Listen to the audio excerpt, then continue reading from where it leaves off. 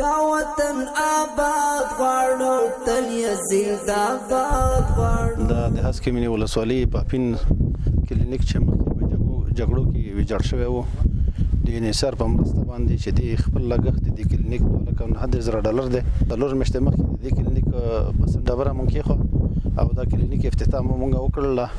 اوس یې فلحال 50% کار یې شوی دی، باقي کار انشاءالله په لنډ وخت کې به تکمیل شي. وطن آباد غواړو تل یې زنده‌باد غواړو. او په دې کلینیک کې ټول اړتیا ضرورت ساختماني به برابرېږي چې هغې کې داخله ده او د اوبو سیستم دی، پارکینګ دی، ټول اړتیاوې په دې کې پوره کېږي او تقریبا په دې کې به 1400 پورې اتاقونه برابرېږي.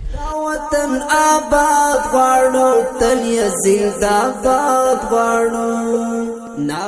2 میاشتې وروسته به د دې مونږ ګټې اخیستنې ته سپارو، دا به انشاءالله 2 میاشتې وروسته تکمیلېږي.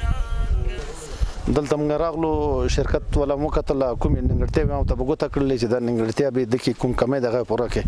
د موږ له پوره ډاډ راکړو چې انشاءالله نیمګړتیا به پوره کوو او ټول کارونه یې په معیاري شکل باندې سرته رسوو.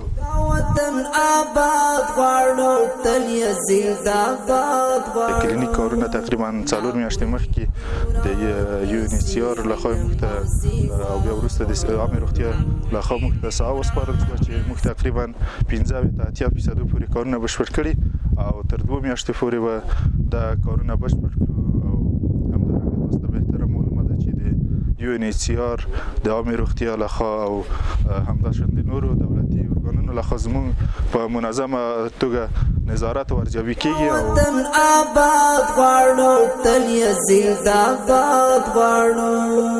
ناپوهي دې ورکسي علم او سواد غواړو. ناپوهي دې ورکسي علم او سواد